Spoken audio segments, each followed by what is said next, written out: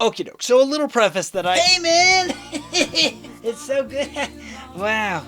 Wow, I did it. What? Who? Yeah.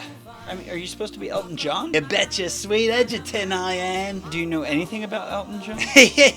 No, me neither, but I'm just saying, why did you do it? You wrote the script. Okay, we're done with that. Listen, I have bad news. Never knew the meaning.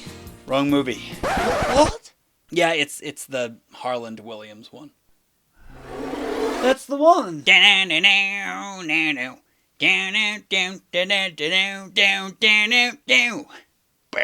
Rocketman. So Rocketman is written by no. Look, no movie needs that many writers, and it's directed by Stuart Gillard. Oh my gosh, that's the guy who did Turtles in Time. It stars Harland Williams, Jessica Lundy, William Sattler, Jeffrey DeMoon, James Pickens Jr., and Beau Bridges. So Rocketman is one of 8 Passengers' favorite movies. This is going to be an opportunity for me to shine. Because the truth is... yeah, I didn't care too much for this movie. However, when I'm reviewing someone's favorite movie, I don't think it's my job to try to prove to you why your movie sucks. It is my job to validate people's opinions. You heard me right. I'm actually being serious. There are very few movies out there that are actually objectively bad. A lot of things go into it, like technicalities, preferences, expectations, nostalgia. So no, I'm not here to gripe about this movie. However, I am just as entitled to an opinion as you, which is why I have the list. My goal is for the review portion of this video to reflect my appreciation for your movie, backing it up with facts so that you feel validated. And my rating will be an accurate representation of how I felt about the movie. On that note, let's get into it. Characters. Okay, so this movie took a couple of watches for me to appreciate any of it. And the truth is, I actually appreciate quite a bit. Let's start with our main protagonist, Fred Randall. Look, it was the 90s. I mean, you've got your goofs like Pee Wee Herman, Ace Ventura, Mr. Bean, anything with Tom Green. The goal at the time was to be distinguishable and likable. Except for Tom Green. It's easy to try too hard to be an absolute nutcase when all you do is contort your face, scream, fart, convulse, and run all over the daggum place. What in the name of sweet breakfast meats are you doing? I at first thought the same thing about Fred Randall, but you'd be surprised how much you miss when you decide too quickly that something sucks. You can't deny that Fred Randall does share something very common among the greats. Every one of them has a vulnerability that makes them lovable. For Pee-wee, it's his selflessness. For Ace, it's his soft spot for animals. For Mr. Bean, it's his naiveness. And for Fred, it's his infinite capacity for friendship and acceptance. And I won't go into this for all of my examples, but there's always a doorway to a character's heart. With Fred, it's his quiet moments. I honestly took it upon myself to really pay attention to this guy, and the truth is, he isn't Tom Green. I'll tell you when I actually started to like him, and I know that it probably was pretentious, Disney advertising, but I don't care. It's the moment that he sings When You Wish Upon a Star to Jessica Lundy's character, Julie. When you wish upon a star, makes no difference who you are. Fred has the ability to act like a blithering psychopath one moment, and then act like a calm and maintained, lovable spirit the next. He's not simply there to contort his face and scream like a lunatic. There's actually something there to like. And I think it's the contrast between him acting like an idiot and his ability to take a moment and give us something that resembles brilliance that makes him great. It's also important to point out Fred's balances, such as Julie. Not only is she a female astronaut, good on you 90s, but she was yet another doorway to Fred Randall's heart. Perhaps the writers thought that Fred Randall's Fredness would be a little too much for some people. We needed another doorway to his heart. So they wrote the doorway to Fred's heart as the entrance to a grocery store. I get it. Acting. Beau Bridges, what are you doing in this movie? No clue. Oh, gosh. Yeah, whether you like this movie or not, you can't deny that Beau just looks a little disinterested. Probably thinking about what his brother's up to. Oh, that's right. But whether or not that be the case, it works. I mean, in all honesty, the rest of the cast seemed a little uncomfortable at times, or seemed like they were thinking about, who is this guy? Where do we put him? What Beau's brother's up to? Oh, that's right. But it kind of works since Fred Randall's goal seems to be, how can I annoy enjoy everyone in the room as much as possible and as fast as possible. Whether it was intentional or unintentional, disinterested and annoyed pretty much look the same, so we'll just call them happy accidents. Dialogue.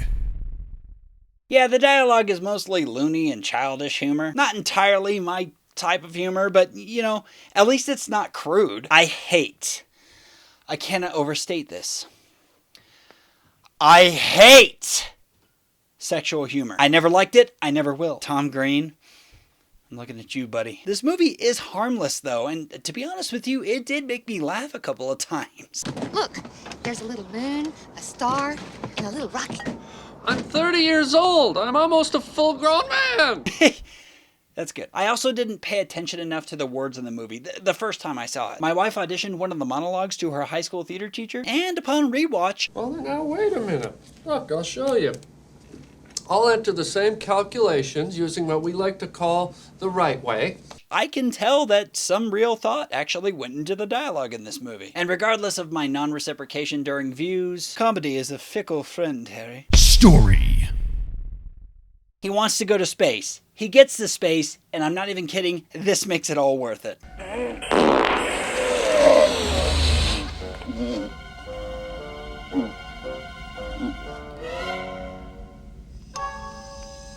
What? Oh, man! You just can't beat a good old-fashioned fart joke. He's breathing the air that was once in Fred's fundament. Yeah, if you were looking for an intelligent way to say doo-doo maker, then here you go. Yeah, I didn't particularly care too much about the journey, but I didn't see anything wrong with it. I mean, all you can really ask for is an easy time at the movies, if that's what you're looking for. It's a run-of-the-mill, anybody can accomplish their dreams type movie, and you know what? They're right. Predictability. I've seriously considered eliminating this section entirely because it really takes a special kind of film for this to matter. But I keep it because when it happens and it succeeds, it blows your mind and it feeds your soul. No, this movie doesn't really have any element of unpredictability, but you know, that doesn't work to a fault. I just believe it doesn't hurt to have it. Morale.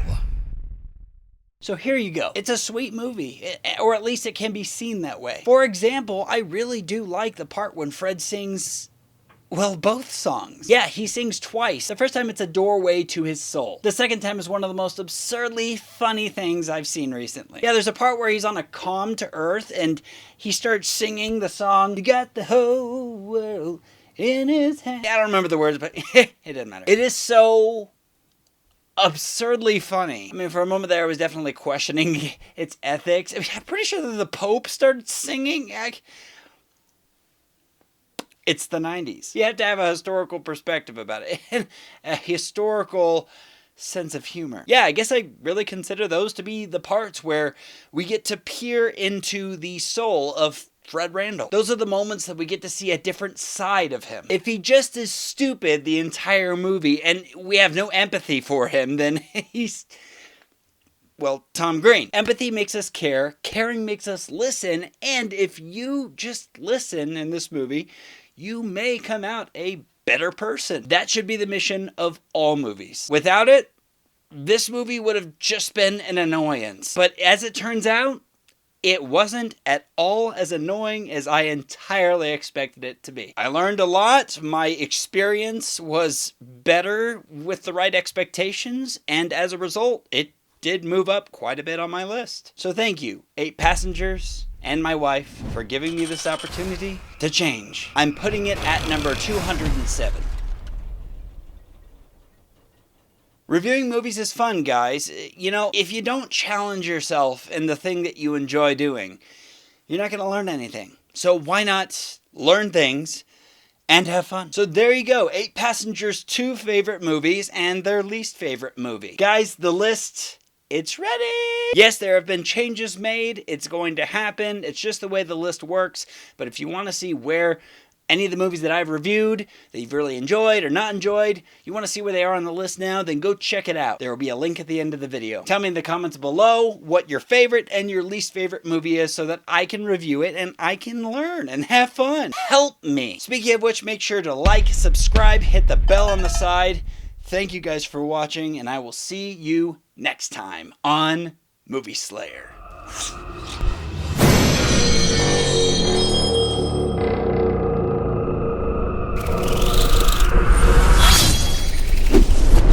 Boom, boom, boom, boom, boom.